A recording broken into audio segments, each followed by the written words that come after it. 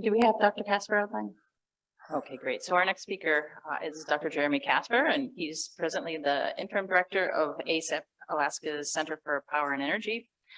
He has a history of doing his PhD with Dr. Tom Weingartner, who many of you guys know, and he's also a marine scientist with the Pacific Northwest National Laboratory. His PhD work focused on ocean circulation under the Beaufort Sea landfast ice, and he's been involved in several areas of Arctic research since then. He's going to speak to us today again on marine and coastal processes. Thank you. Jeremy, take it away. Thanks for joining us. Great, and it should be able to see me and hear me. Just wanted to check. We can both see and hear you. Perfect. Or see your slides and hear you. Okay, great. So just a little bit of background here. So I'll be talking primarily about work that was done out of Prudhoe Bay, a little bit out of Barrow. More recently, that's changed and shifted focus and more oriented toward the community rather than Prudhoe Bay. And a lot of that is a reflection of where the funding was coming from. So as Cheryl mentioned, I started in about 2000 working with Tom Weingartner. A lot of that work was funded by the Bureau of Ocean Energy Management. I definitely drew the short straw there. Andy was over in Barrow and I was over in Prudhoe Bay. So I'll just give kind of a pretty quick summary here of a lot of that research and then end with where we are now and kind of the new things that I see coming down the pike.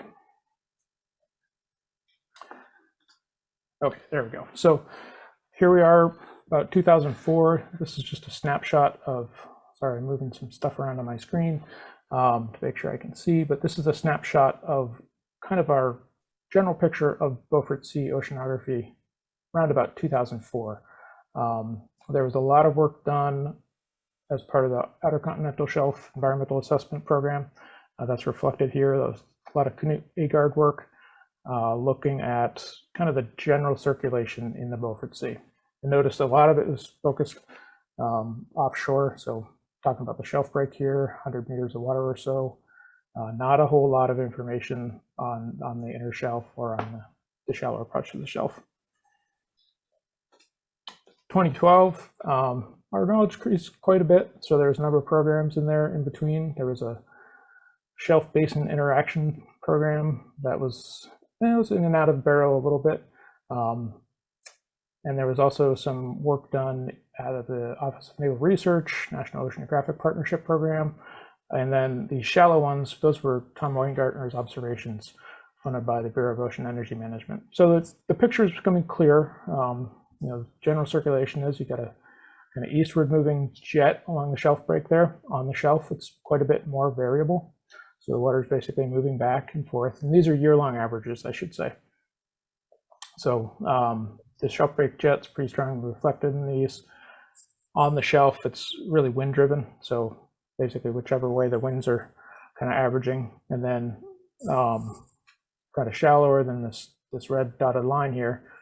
That's about the 20-meter isobath. It shows shallower than that is reflective of landfast ice. And so those currents are quite a bit more variable and on the whole, a little bit smaller. 2018 to present. So there was really an explosion of oceanographic measurements in the area since about 2018. Big part of that was part of the Beaufort Lagoons ecosystem LTER. So up until recently, I've been a part of that, and that was really focused on the lagoons. So on the lagoons, and then the exchange between the lagoons and offshore. And you probably heard a little bit about it from Craig. He's a member of that team as well. But the end result has been a real explosion in measurements and year-round measurements in the Beaufort Sea. So again, we see the shift from kind of oil and gas focused to more basic research focus. So quite a bit of change in our knowledge. Just real quick picture of the general thing, the general scenario. This is from a paper from Tom from 2017. So basically, you saw this with Andy, but along the top here, you've got ice thickness, grows until about June-ish and then starts to decline. Middle figure there, those are that's the ice speed actually from an oceanographic instrument. And so drops off basically the landfast ice is not moving for about 9 months of the year there. Bottom figure is the actual average velocity of the water. So as you can expect, when there's no direct wind forcing, when that landfast ice is on top of your mooring, there's not a whole lot of movement. When you have open water, currents are driven by that wind, so kind of east-west on average, just based on which way the winds are going.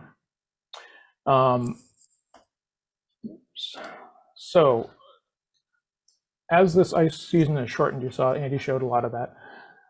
Oceanographic processes such as waves have been much more important in that time.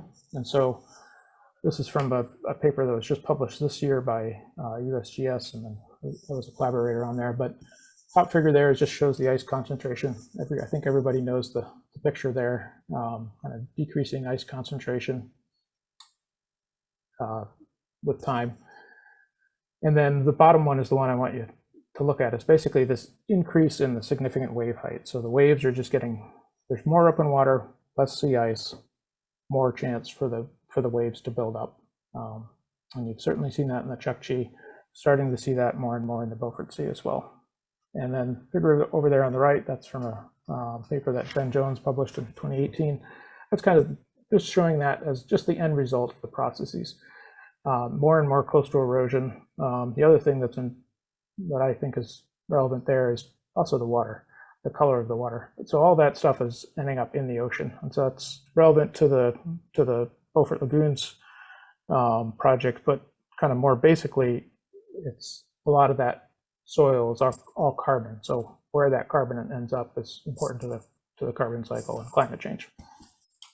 So quite a lot of change in that regard in the last 20 years or so. I'll just say anecdotally, when I started working up there in 2000 or so, you had a good couple months where you could work off a boat in the summer. You could dive, the water was clear because there was a lot of ice around. But now you go up there and, July, August, September are all open. There's not usually a whole lot of ice around. Makes doing things a lot harder. So that's definitely reflected in the measurements as well.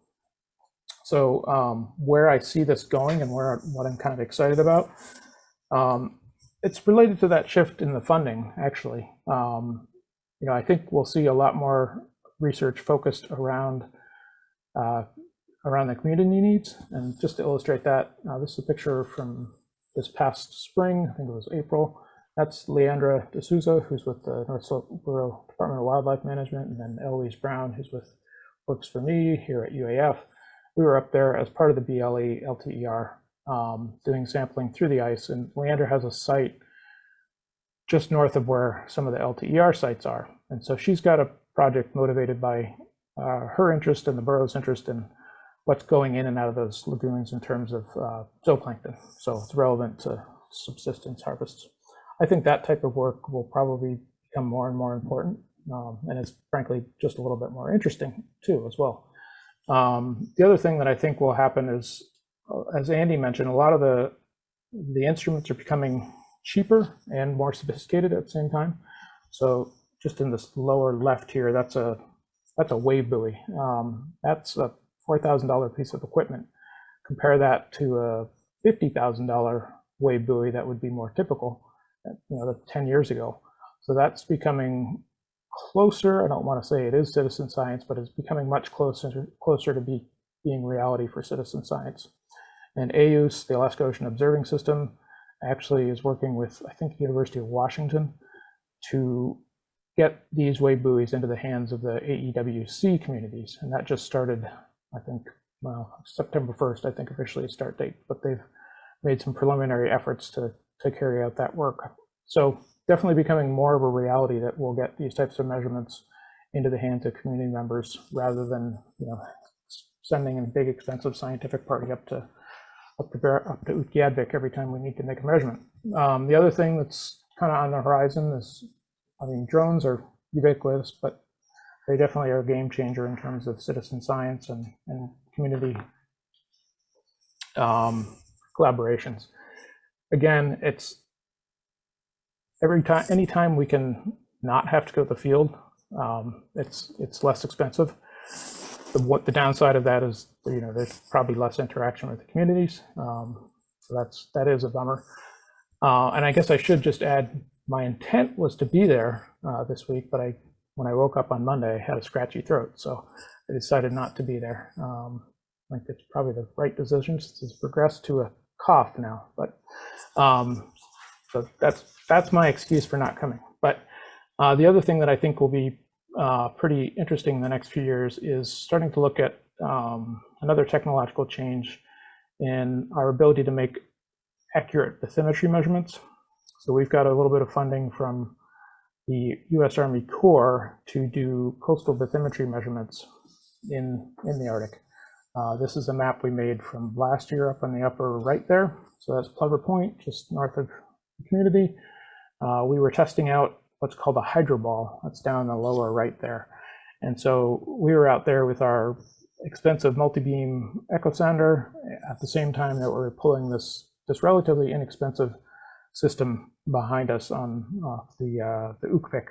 So it's a vessel out of Prudhoe Bay.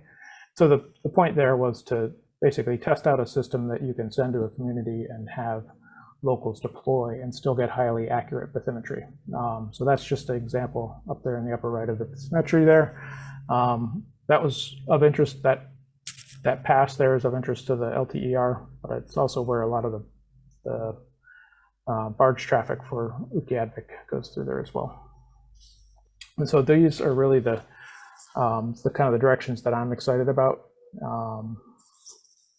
I think we'll see more of that in the years to come. So I will leave it there and take time for questions.